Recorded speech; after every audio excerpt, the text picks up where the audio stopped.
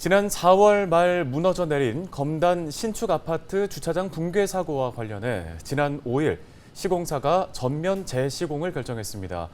같은 날 국토교통부도 특별점검 결과를 발표하면서 설계와 시공, 감리 모두 청체적인 부실을 확인했다고 밝혔습니다. 네, 보다 자세한 소식을 이관성 기자 화상 연결해서 들어보겠습니다. 자, 이 기자, 먼저 시공사가 밝힌 내용부터 좀 살펴볼까요? 예, 시공을 맡았던 GS건설은 지난 5일 자이 브랜드 신뢰와 명예를 최고의 가치로 생각한다면서 과거 불량 제품 전체를 불태운 경영자의 마음으로 입주 예정자들의 여론을 반영해 아파트 단지 전체를 전면 재시공하겠다고 밝혔습니다. 당초 붕괴 건물이 아파트 건물과 분리된 주차장 부분이라 이 문제가 된 부분만 재시공할 것이라는 예측도 있었는데요. 기업 이미지 추락을 우려한 GS건설이 전면 재시공을 결정하면서 입주민들은 일단 환영하는 분위기입니다. 해당 아파트 단지는 25개 동 1,660여 가구 규모인데 건설업계는 공사비가 크게 오른 상황에서 철거와 재시공, 지체 보상금과 손실 비용까지 약 1조 원의 수준 비용이 들어갈 것이라 추정하고 있습니다. 네, 같은 날 국토부도 특별점검 결과를 발표했는데요. 어떤 문제가 있었다고 밝혔습니까?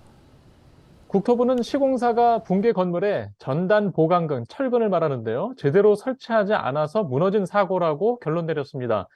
콘크리트 강도를 더하기 위해서는 이 전단 보강근을 넣어야 하는데 구조 계산 후에 도면을 표기하는 과정에서도 오류가 있었고 시공 시에도 이 전단 보강근 누락이 있었다는 겁니다.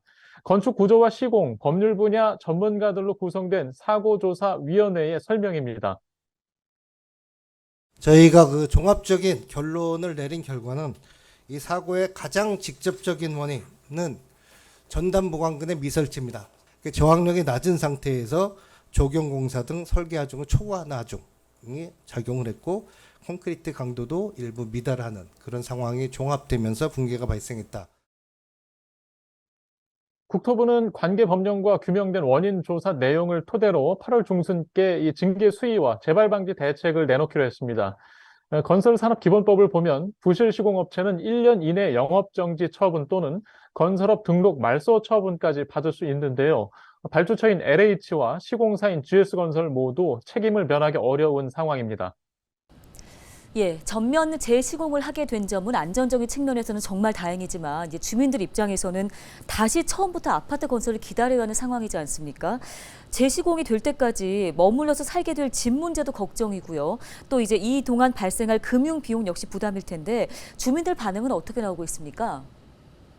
입주 예정자들은 시공사에 재시공까지 필요한 주거 대책과 피해 보상안을 요구하고 있습니다. 과거 피해 사례들도 살펴보면서 대응할 분위기인데요. 일단 GS건설 측이 입주 지연에 따르는 충분한 보상과 비금전적인 지원까지 전향적으로 나서겠다고 밝혀서 조금 더 지켜보는 모습입니다. 시공사 측이 내놓은 보상책부터 확인하고 대응할 것으로 보입니다. 네, 지난해 1월 붕괴된 광주 주상복합 건물 전면 재시공에 이어서 이번에 검단의 주차장 붕괴 그리고 전면 재시공 결정까지 전례 없는 일들이 반복되고 있어서 좀 걱정도 되고 안타깝기도 합니다. 최근에 굴포천역 도심 공공주택 복합사업 지구 지정 소식도 있던데요. 이것도 한번 들어볼까요? 네, 부평구 굴포천역 남측 복합지구가 지난 5일 전국에서 10번째로 도심 공공주택 복합사업지구로 지정됐습니다. 해당 지역은 약 8만 6천 제곱미터 부지로 축구장 크기로는 한 12개 면적과 비슷한데요. 인천도시공사가 공공주택 사업자로 참여하고 있습니다. 인천도시공사는 2031년까지 한 2,500여 가구를 공급할 계획인데요. 주민대표회의 구성, 또 사업계획 수립과 민간시공사 선정과 보상, 또 사업계획 승인 등 과정을 거치게 되면 2025년께부터 이주와 착공이 가능할 것으로 보입니다.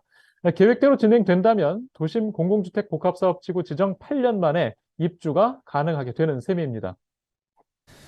네, 알겠습니다. 우리 지역 소식 들어봤습니다. 보도국 이관성 기자였습니다.